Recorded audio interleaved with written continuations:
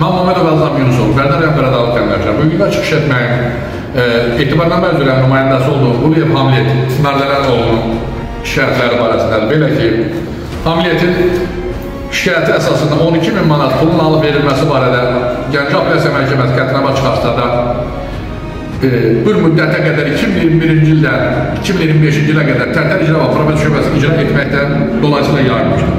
Bundan sonra Cənab Nazirin qəbulunda olduqdan sonra şikayətin alınıb başqa rayona verilməsi, ərizə verildi, şikayətimiz alınıb Bərdər rayonuna verildi. Kaş alınıb verilməyildi. Yenə Tərtər rayonu heç olmasa ayda 100-200 manat alıb verildi. Bərdər İcra və Probasiya Şöbəsinin rəisi hörmətli Rusi müəllim başda olmaqla icra məmuru Elzami tamamilə sükunətlə keçdi. Bunlar deyir ki, güya işi göndəriblər, üzr istəyirəm, hərraca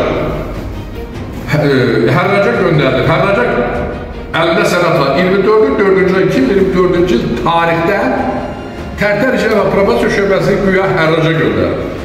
Rusi müəllim, siz əgər icra haqqında qanun aidiyyatı maddəsi, yəni bu bir dəqiqə sizə deyim, maddəsinə diqqət yetirsək, yəni 53-cü maddəsinə diqqət yetirsək, orada açıq şəkildə göstərir ki, tələbkar həmin əmlakdan imtina etdiyi gündən 3 ay müddətinə satılmalıdır əmlaklar.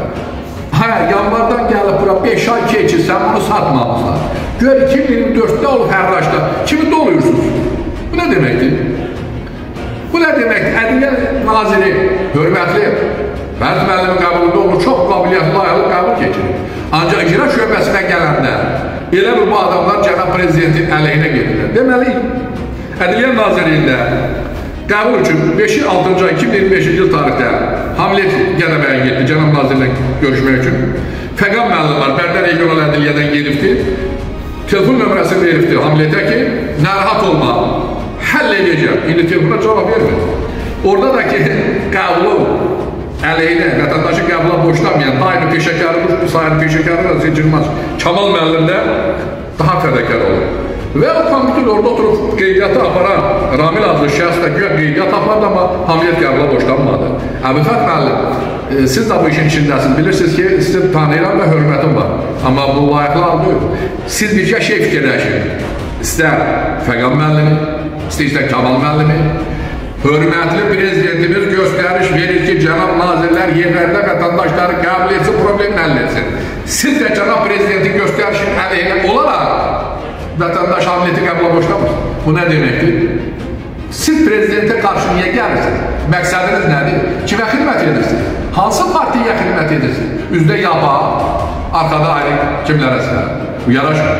Mən üzümü tuturam ölkəmizin prezidenti hörmətli İlham Əliyev cənablarına. Cənab prezident, Ədliyyə Nazirliyinin bir sözlə icra idarəsində, regionda istəyirsən orada vəziyyət yanlışı bir durumdadır. Deməli, qanunun 53-cü maddəsi var, icra haqqında qanunu. Bunu tamamilə pozurlar. Verdikləri məktublar bunu buradan. 24-cü ayda, hər məktub vermişlər. Bir ilkəçi verir, 3 ay nəzərdə tutulur. Hələ satmamısan 3 top torpağı. Bu oyunu niyə oynuyorsunuz? Qarşıda tərəfə nə alırsınız?